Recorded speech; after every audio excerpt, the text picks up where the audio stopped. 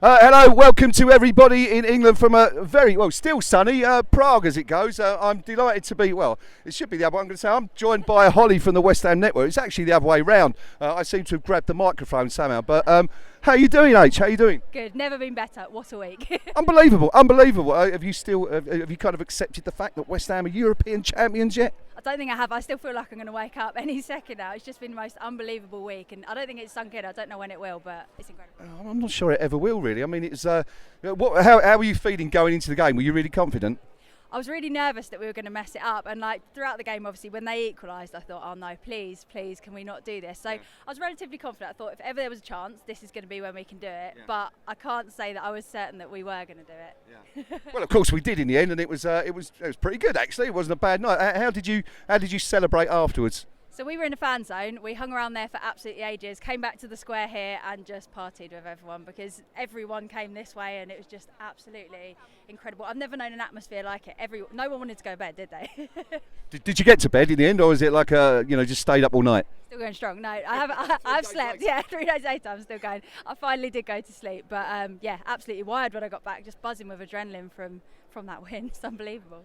It was absolutely unbelievable, and it's been a long time coming. Well, I mean, sort of, it's probably a bit early to look at it. We're still kind of in celebratory mode, aren't we? Obviously still here.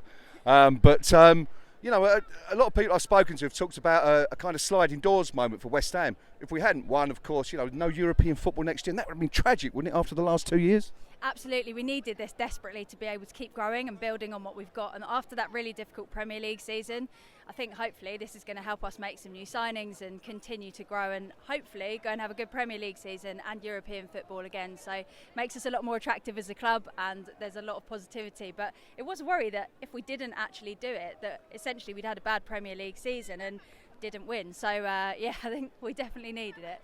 Yeah, we certainly did. I mean, it's fun. I mean, do you think that there's obviously a lot of questions about the domestic form and the fact that we only finished 14th and we could have it could have been a dreadful season if we not won this week.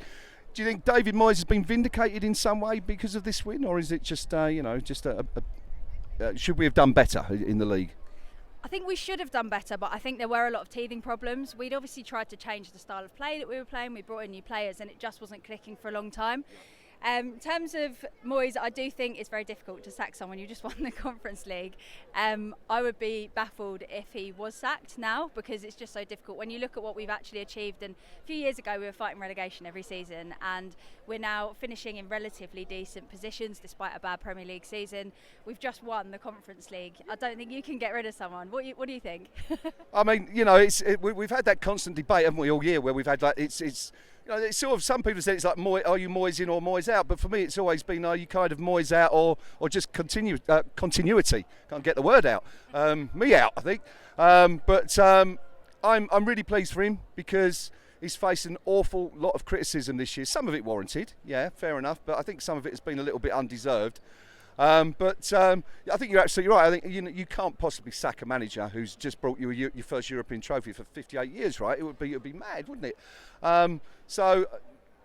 But having said that, I think if we get to October next year, we're in a similar position. Can you see the knives being out again for him? I mean, I certainly can. Definitely. I think if we actually start the Premier League season quite badly, the knives are going to be out quite quickly because we don't have much time and we've now got a big pre-season and we've just got to hit the ground running because, especially after this, confidence should be high.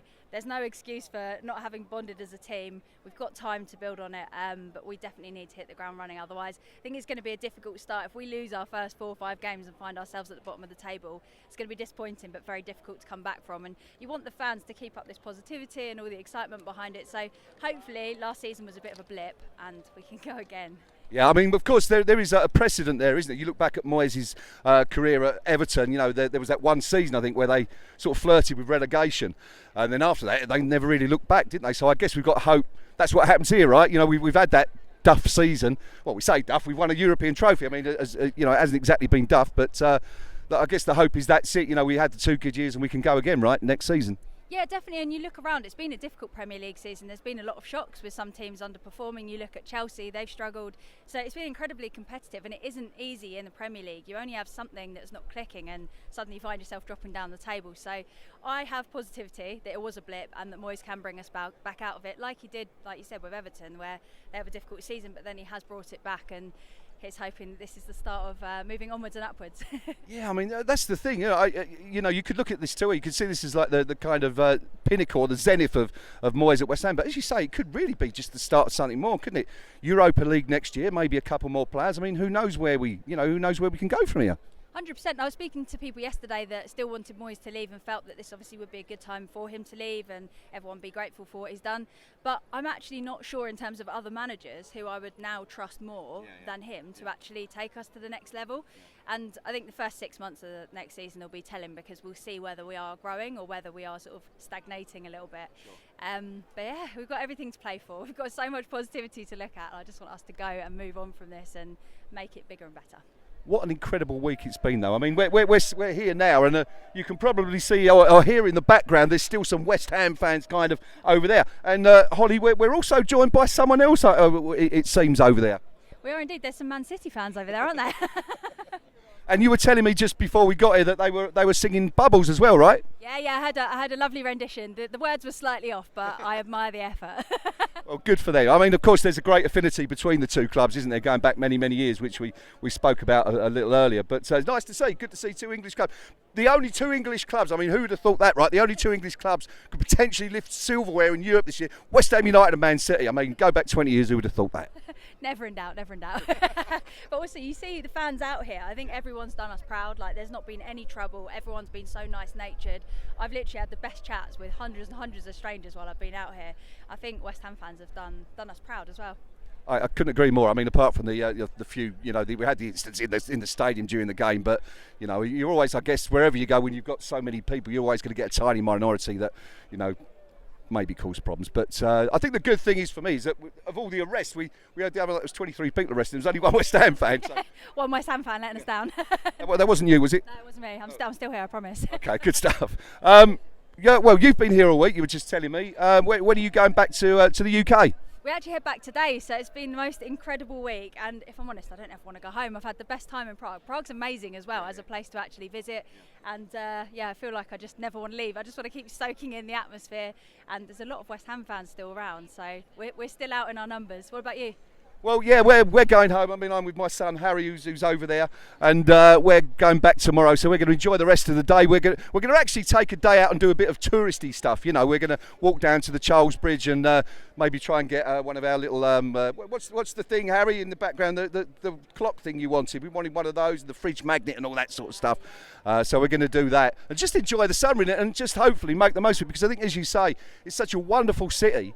And we just haven't really had the chance to explore, because obviously it's all been about the build up to the game right until now. Yeah, you can't focus on anything other than the game. And now the pressure's kind of relieved and the celebrating's a little bit out of the way. It's such an amazing place to see. And like you said, the Charles Bridge, there's just continuous places that you can actually visit around here. And yeah, it's a beautiful place. Let's go back briefly, if we can, to Wednesday night. It's 2 days ago now, wasn't it? Time just flies. I'm losing track of where we are. Where were you sitting first of all? Where were you in the stadium, or were you in the fan park? We were actually in the fan park, so got up nice and close, sort of good view of the screens, right in the middle, so we were like in the middle of all the action. And it was brilliant. The atmosphere got better and better in the fan park as the day went on, and it was just incredible, because when that first goal went in, everyone's beer went up in the air. Obviously the beers went up in the air lots of times. Everyone had run out of beer by the end, so there was just cups and random things being like launched into the air. But I've never known an atmosphere like it, even in a stadium that I've been to. I'm sure it was incredible. I know you were in the stadium, and I bet that was absolutely unbelievable. But yeah, it was just the best day. And even things like Chesney Hawkes on the stage was singing random covers, getting everyone going, singing Bubbles, and like just the most amazing day. And I will never forget that for the rest of my life. I'd love to know what Chesney Hawkes has been taking, because he's in his 50s now and he looked about 25, didn't he? It's unbelievable. Still going strong. Great as the one and only. Incredible stuff. I think that, you know, as you said, we were very fortunate to be in the stadium for the game itself. But I get the feeling that the experience was the same whether you were in there in the fan park in Prague or even at home in the UK, where you know everyone was gathering. It was like there was thousands of little pockets of Hammers fans all over the world, wasn't there? Just celebrating, you know, in unison. Yeah, you literally can avoid us as well. And I think every bar, people hiring out personal bars. I know people that have got all their family to one location, people watching it at home. I think wherever you were watching that game, everyone celebrated it in their own way. And it just meant everything to us. We've wanted it for so long. There's many of us that have never seen any success really in terms of silverware or anything like that. So it's just been the most amazing thing, just seeing everyone celebrating. I've been on Twitter watching everyone's videos. The parade back at home looks incredible. I was always gutted that I couldn't make it back, but I feel like everyone's got to celebrate in their own way, and it's so special. I think it's going to bring us all together as a fan base more. Just on that parade, do you think it would have been perhaps better if the club had left it a couple of days, so like the people out here could have got back and had a double celebration? I would have absolutely loved it. Obviously, I wanted to be there. I wanted to be right in the action, basically soaking in every moment I could.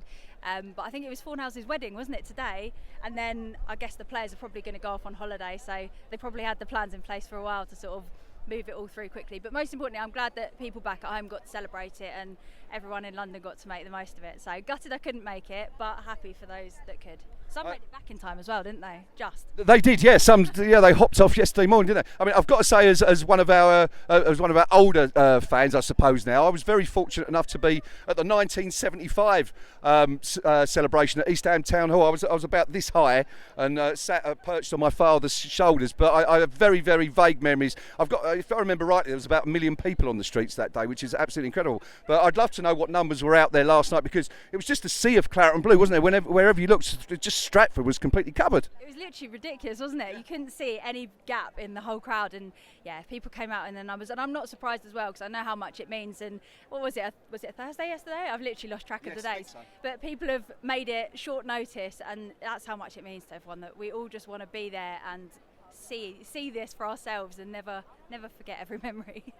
So let's look ahead quickly to next season. I mean, we don't know what team we've got. We don't know what players we've got. We don't even know if Declan Rice is going to be. I mean, 1 minute we thought after the game he might still be here when he did that interview, and we were kind of like, oh, we thought you were going. And then, of course, David Sullivan kind of put the mockers on it, didn't he? Yesterday morning when he told TalkSport that he's definitely leaving. Can you sort of offer a prediction for next year? Do you see us, sort of getting back into the upper echelons of the Premier League?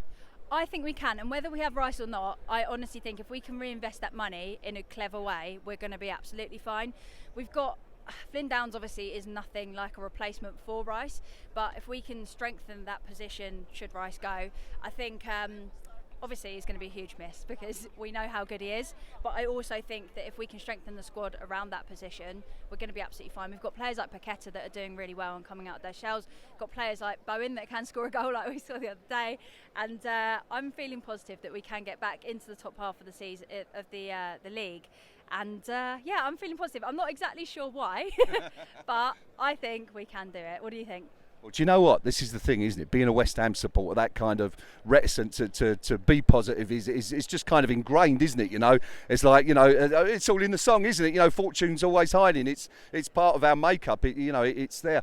So I'd like to think we could perhaps have I don't know. Wouldn't it be good to win the Europa League?